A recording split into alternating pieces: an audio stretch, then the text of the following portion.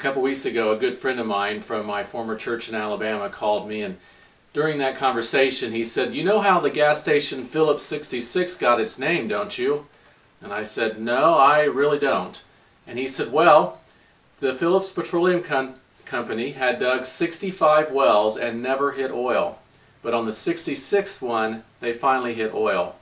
That's why they came up with the name Phillips 66. We came to Carmel, Indiana about 22 months ago with no team, no seed families, to plant a church here in Carmel, Indiana. The one thing that we did have was a unique tool. During the year that I was struggling about the call to plant a church, I lost significant weight, and I found a new passion in doing that and helping other people to do the same. One night as I was driving home and praying about this whole idea of church planting, I felt like the Lord said, "Teach weight loss." That seemed like a strange thought to run through my mind because I had never taught a weight loss class in my life, nor did I consider myself a weight loss guru. But a couple weeks later, the gentleman who taught me originally how to eat correctly asked me if I would start teaching weight loss, because during that time I had penned a cookbook menu guide and he felt like I really did know how to do this. And so I started teaching classes, and that to me seemed to be a confirmation of the tool that God was going to use. After all, it was also a great fit for my wife Laura because she is a certified personal trainer. And so that was an area that she really cared about.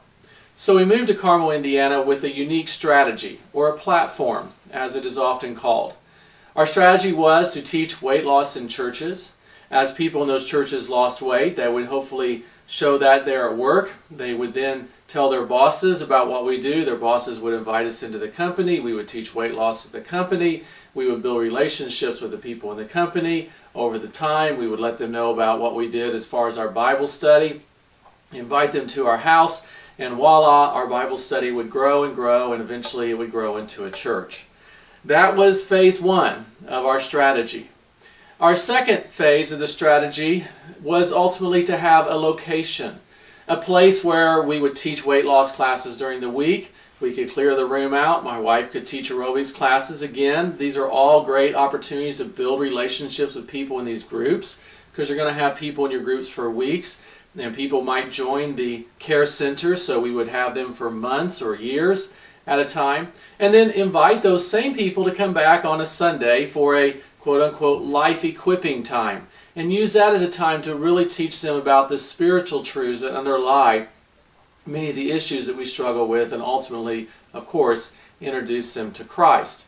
It would also be a great place where I could broadcast those teaching sessions on the internet, and another way to reach out to people.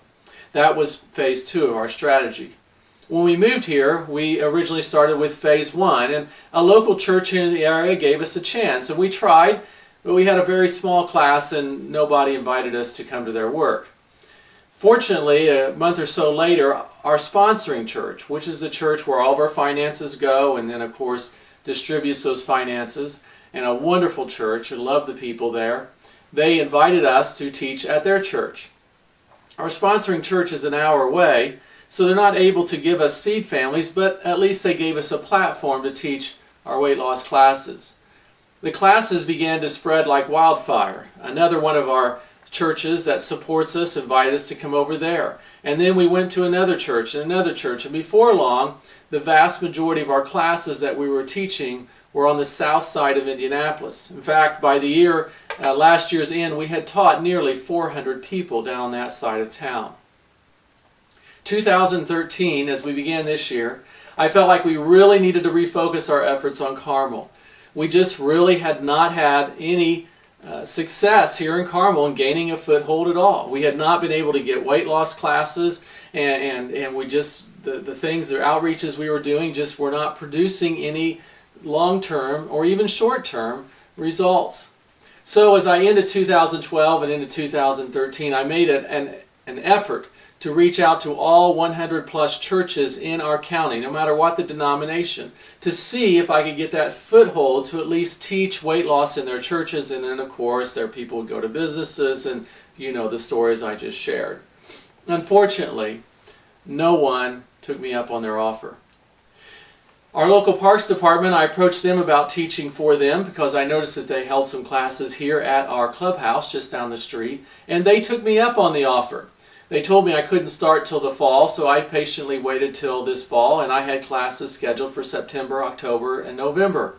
My wife also was given classes in September, October, and November. We were excited about the prospect of teaching right down the street in our clubhouse for people in our neighborhood, in our area.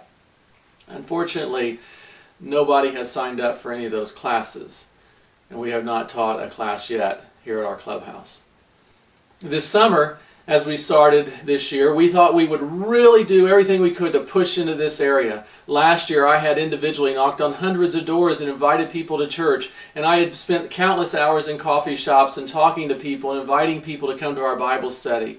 So as we began 2013, we decided we were really going to make a big push. So this summer, we partnered with church mission groups from Oklahoma and Kentucky, and due to their efforts, we knocked on over 3,000 doors, talked to over 500 people, and did events in the park. We moved our Bible study from our house to our clubhouse. We put signs out at the clubhouse. We put advertisements in our newsletters, and we anxiously awaited for people to show up.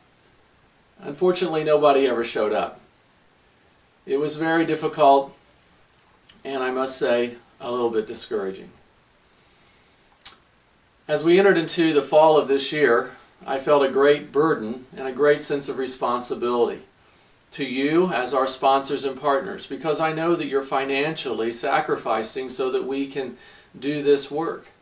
And it's been very disconcerting and very frustrating at times that nothing has happened.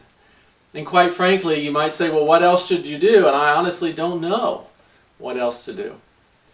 In September, as we were driving back after teaching a class on the south side of Indy, the thought came to me that maybe we needed to go to strategy number 2, which was to get a storefront, a place where people could come to, a place that would become known in the community. You ask, well, where are you going to do that? Well, we seriously considered doing it in Carmel, but here's an interesting statistic that we found out after we moved here. Of all the counties in Indiana, Hamilton County, which is where Carmel is located, is the only county that's not labeled as having an obesity issue. If you look on a map of Indiana that describes the weight of our citizenry here in Indiana, Hamilton County is the only white county. The rest are blue and dark blue. It's simply not a major issue in this county. In fact, this county is the most fit county in the state. Now, the state of Indiana is 8th in obesity in the nation, and it is getting worse. But in this county, we live in a bubble.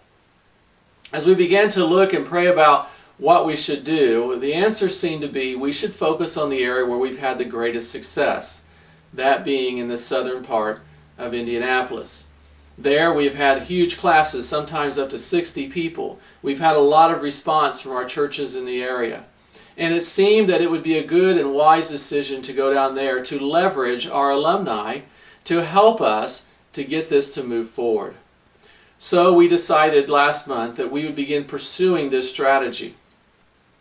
I talked to our church planting leader here in Indiana about this strategy.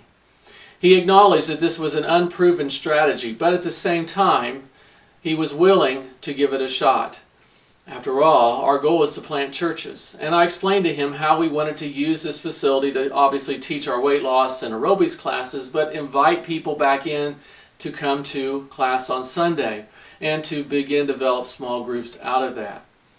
Because I have felt such a burden because of the financial giving that you are giving, I set a self-imposed deadline of next June 2014. My response to our team leader was, if we don't see anything happening, if we don't see any group forming, if we don't see this thing starting to come together, I will step off in the role of church planner. I do not feel it's right for you as church and individuals to support us if we're simply not seeing fruit. He agreed to that, and so we began to move forward.